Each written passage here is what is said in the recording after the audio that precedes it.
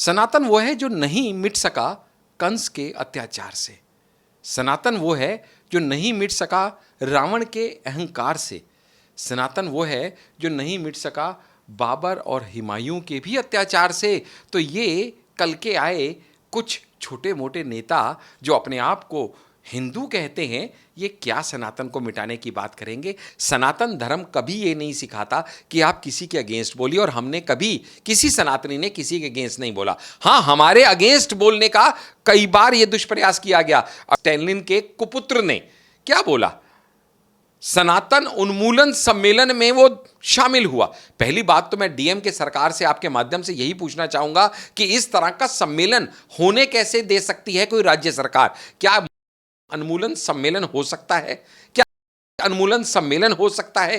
क्या उन्मूलन सम्मेलन होना चाहिए? अगर नहीं तो सनातन उन्मूलन सम्मेलन ये नाम ही पहले इतना ऑब्जेक्शनेबल है। इस तरह के नैरेटिव जो लोग सेट करते हैं उनके मुंह पे करारा तमाचा है जब विश्व भर के बड़े बड़े लीडर्स आके कहते हैं कि हमें गर्व है ये कहने में कि मैं सनातनी हूं, मैं हिंदू हूं और मैं अपनी संस्कृति और सभ्यता से जुड़ा हुआ हूं। तो मुझे लगता है कि इन भारत के सो कॉल्ड सनातनियों को या सो कॉल्ड भारतीयों को जो किसी की उंगली पे इशारे पे नाचते हुए अपीजमेंट पॉलिटिक्स करके एक पर्टिकुलर समुदाय को खुश करने के लिए इस तरह की ओछी राजनीति के तुच्छ बयान देते हैं, ये उनके मुंह पे एक करारा तमाचा है। नमस्कार, मैं हूं आपके साथ अर्जुन खजूरिया और आपका स्वागत है हमारे चैनल पर। पिछले कुछ दिनों से लगातार विपक्षी गठबंधन आईएनडीआईए के नेताओं की तरफ से सनातन धर्म को लेकर के विवादित बयान दिए जा रहे हैं और उसके बाद जब माफ़ी मांगने की बात की जाती है तो भी कहते हैं नहीं, हम अपने जो है इन बयानों पर कायम हैं। इसी बीच लगातार डिबेट चल रही है। पीएम मोदी का भी जो है इसमें मंत्रियों को क्या निर्देश दिया गया है वो भी चीज़ सामने आई है। लेकिन अब जहां एक तरफ G20 शिखर सम्मेलन चल रहा है, इसी दौरान इस सनातन धर्म से जुड़े हुए कुछ बयान जो हैं, जो डेलीगेट्स हैं उनकी तरफ से सुनने को मिल रहे हैं। ब्रिटिश प्रधानमंत्री ऋषि सुनक, उन्होंने कहा है कि हिंदू होने पर मुझे गर्व है। और दूसरी तरफ यूएन तो United Nations secretary Antonio Guterres, उनका भी यहाँ पर बयान आया है कि जो इस समय G20 की थीम चल रही है, one family one earth one future, ये जो है इंस्पायर की गई है महाउपनिषद से। अब इन तमाम मुद्दों पर बातचीत करने के लिए हमारे साथ सोशल एक्टिविस्ट डॉक्टर आशीष हांडा मौजूद हैं।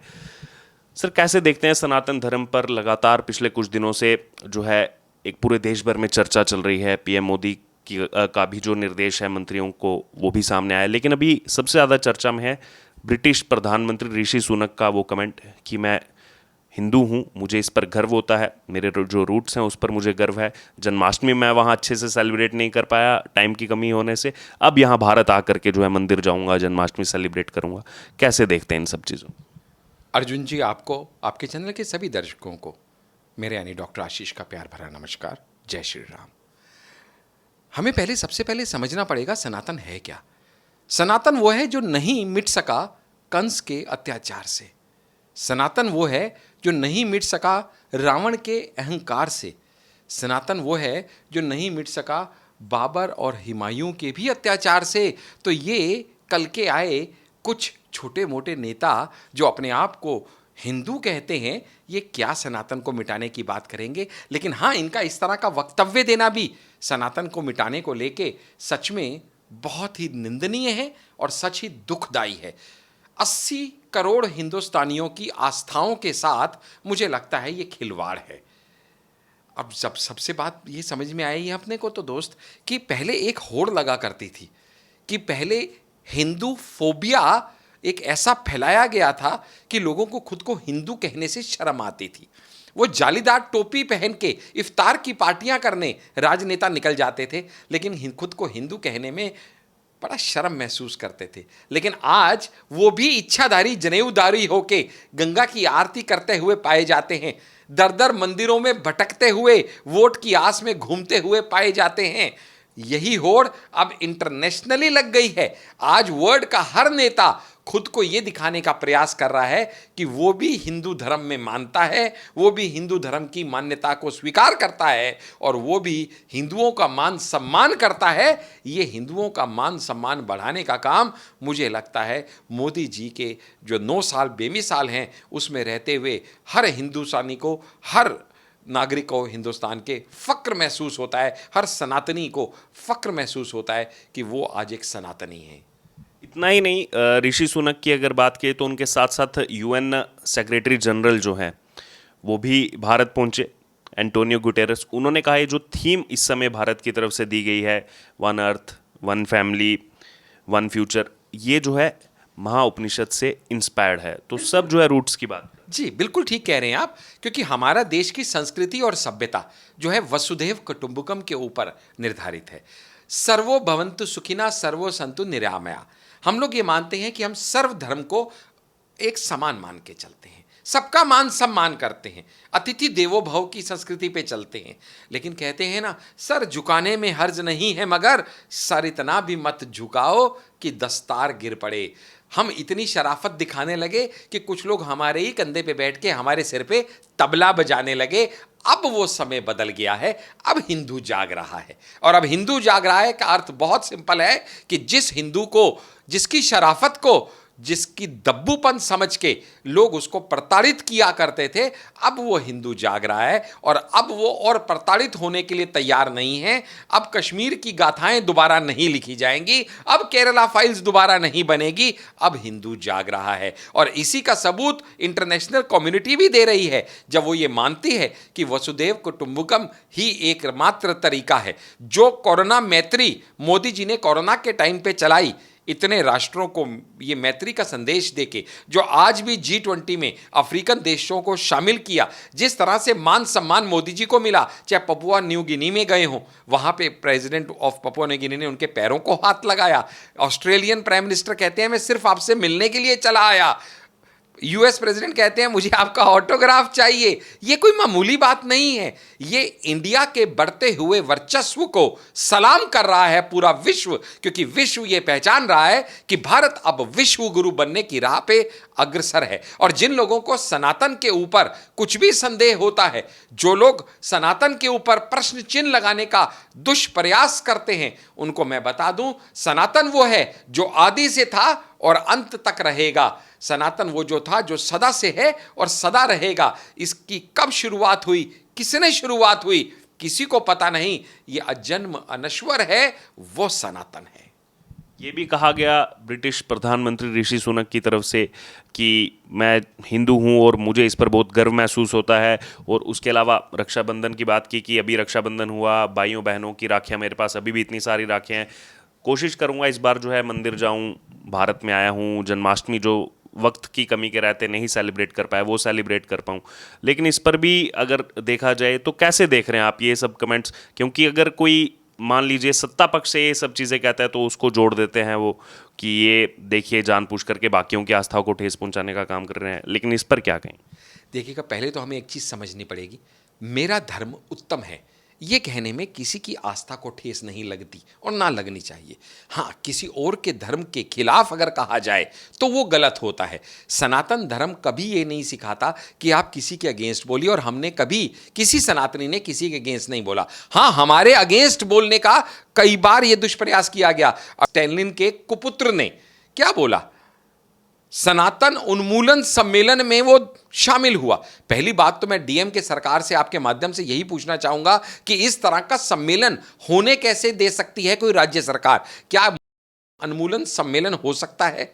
क्या उन्मूलन सम्मेलन हो सकता है? क्या उन्मूलन सम्मेलन होना चाहिए? अगर नहीं तो सनातन उन्मूलन सम्मेलन, ये नाम ही पहले इतना ऑब्जेक्शनेबल है। और फिर सीएम का बेटा वहां जाके कहता है, मुबारकबाद देता है ऑर्गेनाइजर्स को कि मुझे खुशी है इस बात की कि आपने इसको हटाने का प्रयास नहीं किया, आपने इसको बंद करने का प्रयास नहीं किया, आपने तो इसको जड़ से मिटाने का प्रयास किया है, उसके लिए आपको बधाई है। इस तरह के नैरेटिव जो लोग सेट करते हैं, उनके मुंह पे करारा तमाचा है जब विश्व भर के बड़े बड़े लीडर्स आके कहते हैं कि हमें गर्व है ये कहने में कि मैं सनातनी हूं, मैं हिंदू हूं और मैं अपनी संस्कृति और सभ्यता से जुड़ा हुआ हूं। तो मुझे लगता है कि इन भारत के सो कॉल्ड सनातनियों को या सो कॉल्ड भारतीयों को, जो किसी की उंगली पे इशारे पे नाचते हुए अपीजमेंट पॉलिटिक्स करके एक पर्टिकुलर समुदाय को खुश करने के लिए इस तरह की ओछी राजनीति के तुच्छ बयान देते हैं, ये उनके मुंह पे एक करारा तमाचा है। जो सूत्रों के मुताबिक खबर आई, पीएम मोदी ने भी निर्देशित किया अपने मंत्रिमंडल को कि इनका दोहरा चरित्र जो है वो दिखाएं जनता को। एक तरफ कॉन्स्टिट्यूशन दैट इज भारत, जो अभी बहुत ज़्यादा डिबेट चल रही है, तो कॉन्स्टिट्यूशन हमें भारत नाम जो है वो इस्तेमाल करने का, और सदियों से हम इस्तेमाल कर रहे हैं, उस पर कांग्रेस पार्टी लगातार ऑब्जेक्शन उठा रही है, लगातार नंबर ऑफ सीरीज में जो है इसको लेकर के उनका कैंपेन चल रहा है। और दूसरी तरफ जो है सनातन धर्म को ये नष्ट करने की बात करते हैं। ये आखिरकार इनका दोहरा चरित्र है, ये जो है देश के सामने आना जरूरी है। डेफिनेटली ना, आप देखिएगा ना, दोहरा चरित्र तो अभी आपके सामने थोड़ी आया है। जो लोग राम के अस्तित्व पे सवाल उठा दें, जो लोग राम को काल्पनिक बता दें, जो लोग राम सेतु के होने ना होने पे प्रश्न चिन्ह लगा दें, जो लोग राम नहीं थे कहने के लिए अदालतों में लड़ें, बैटरी ऑफ लॉयर्स लगा दें, और वो अदालतें जो रामनवमी की और दशहरे और दिवाली की छुट्टियां मनाए, आप समझ के देखिएगा द हाइट ऑफ हिपोक्रेसी। वो लोग आज इच्छाधारी जनेऊधारी हिंदू बनते हैं। आप बताइएगा, आप भी मीडिया से ताल्लुक रखते हैं, हम भी मीडिया से ताल्लुक रखते हैं, और हम सभी ये जानते हैं, क्या आपने आज तक ये इच्छाधारी हिंदू कांग्रेस पार्टी के सो कॉल्ड अध्यक्ष बंटी और बबली, जिनको कहते हैं, यानी राहुल गांधी और प्रियंका गांधी वाड्रा, इस भाई बहन को आज तक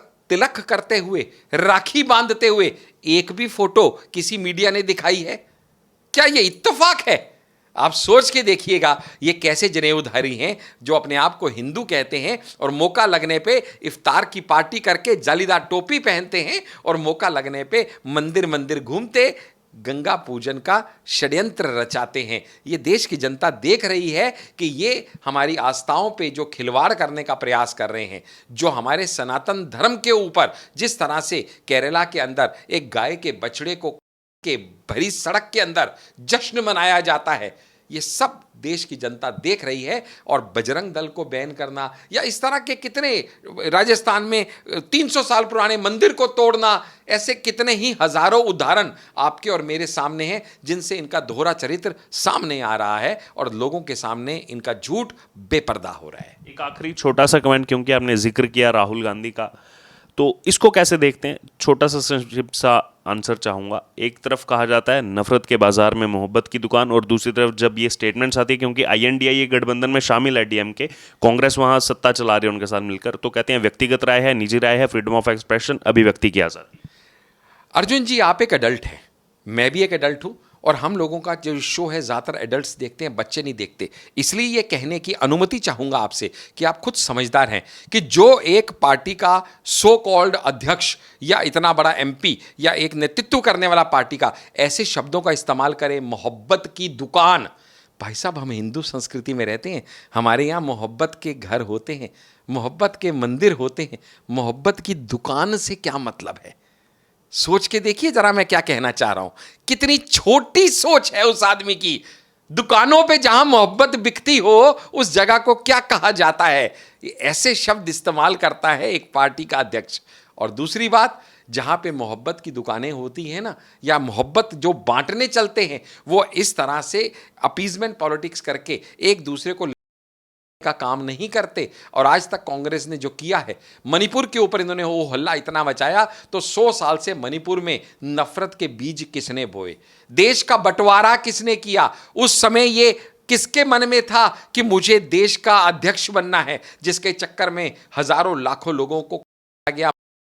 1984 में भी ये मोहब्बत का दरिया बहता हुआ दिल्ली ने देखा था अपने सिख भाइयों के खिलाफ। तो हमारा तो मुंह जितना आप ना खुलवाएं उतना ये अच्छा है, इनके लिए इतना बेपर्दा हो जाएंगे, क्योंकि इनकी मोहब्बत की गाथाएं तो सबने देखी हैं, सुनी हैं। लेकिन इनको थोड़ी शर्म आनी चाहिए कि जब ये इस तरह की बातें करके आम भोली भाली जनता को वर्गलाने का प्रयास करते हैं, किसी की धार्मिक आस्थाओं पर ठेस पहुंचाने का दुष्कर्म करते हैं, और उसके बाद इतनी हिपोक्रेसी दिखाते हुए खुद को जनेऊधारी हिंदू बताने का, लोगों को मूर्ख बनाने का प्रयास करते हैं, तो ये भूल जाते हैं कि देश की जनता अब मूर्ख नहीं रही, क्योंकि ये रोम से आने वाले राम की संस्कृति से जब जब छेड़छाड़ करने का दुष्प्रयास करेंगे, यहां की जनता उनको मुंह तोड़ जवाब देगी और उनको उनकी सही जगह पे पहुंचाएगी। ऑलरेडी 3 डिजिट से 2 डिजिट पे कांग्रेस पार्टी आ गई है, और अगर अभी भी नहीं सुधरी तो आने वाले 2024 में कोई बड़ी बात नहीं, ये सिंगल डिजिट होके रह जाएगी,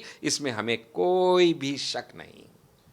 तो आपने सुना हमारे साथ डॉक्टर आशीष हांडा को जो तमाम इस समय चीज़ें चल रही हैं, जो तमाम बयान सामने आ रहे थे INDIA विपक्षी गठबंधन की तरफ से सनातन धर्म को लेकर, आज कहीं ना कहीं अपना मुंह छिपाते फिर रहे होंगे जब उन्होंने सुना होगा उन डेलीगेट्स को जो G20 शिखर सम्मेलन में आए हैं और कैसे प्राउडली कह रहे हैं कि हम हिंदू हैं, हमें इस पर गर्व है। और बाकी भी जो डेलीगेट्स हैं वो यहाँ पर पूरी दुनिया को दिखाने का काम कर रहे हैं कि सनातन धर्म से जो रूट से जो निकली हुई चीज़ें हैं वो आज कहीं ना कहीं पूरी दुनिया जो है आज उसी पैमाने पर चलती हुई नजर आ रही है।